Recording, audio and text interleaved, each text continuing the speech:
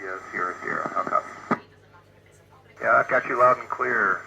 And good afternoon, and yes, I am ready for questions.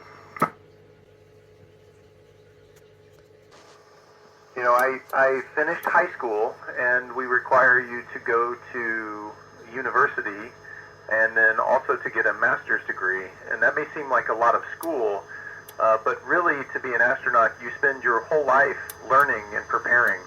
And everyone spends their whole life learning about what they like to do and what they want to do and all the world around them. So you're never really done learning. Over. Yes, we do follow normal time, but we work with control centers that are all over the globe, so we have to pick one time zone, and so we use Greenwich Mean Time. Over. It's a little complicated in space because we don't have gravity to help us out. If you use a restroom on the ground, gravity helps flush everything away. Up here we have to use air, and so we use suction, and that helps us collect our waste. Over. Floating in zero gravity, it's, you know, the closest thing I think it is like on the ground is maybe if you were in water, if you were floating in water. But unlike water, up here, you know, I right now I'm floating, I'm not touching anything. If I push off of one wall with just a little bit of force, I can float to the other end.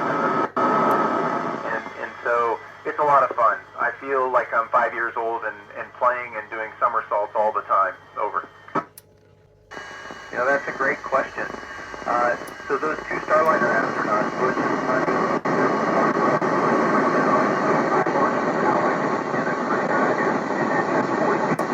launched with 2 empty seats, so that in February, when we're all done with our mission up here doing research, we'll all 4 be able to go home together. Over.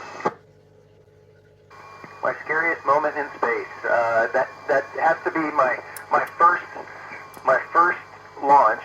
We ended up, the rocket malfunctioned about 2 minutes into launch, and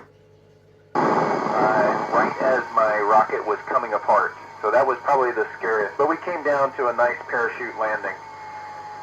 I did bring a few souvenirs, little personal things that I'll take pictures of when I'm up here. And does space smell? Yeah, you know, when we connect a new vehicle to the space station, and you open those hatches, there's this metallic smell that is very distinct when you have a chance to smell something that's been exposed to the vacuum of space. Over. I love this question. So what do we do if we run out of food? Well, we don't run out of food. Being here close to Earth, because we're in orbit, low Earth orbit around the Earth, only a few hundred miles above the surface, we entertain cargo ships that bring us up resupply. And so we always keep a stock of food up here so that we don't run out. But when we start going to destinations that are further away, like Mars, we're not going to be able to take all our food with us. So some of the science that we're doing here is how do we grow plants? How do we grow our own food so that we don't have to take it in packages with us? And that's how we're going to be able to make it to Mars. Over. You know, we're pretty spoiled up here. We've got lots of connectivity. We can connect to the internet. I can see videos. I can talk to my family. I can do video conferencing with my family and friends. And you watch movies and TV, but without doubt, the most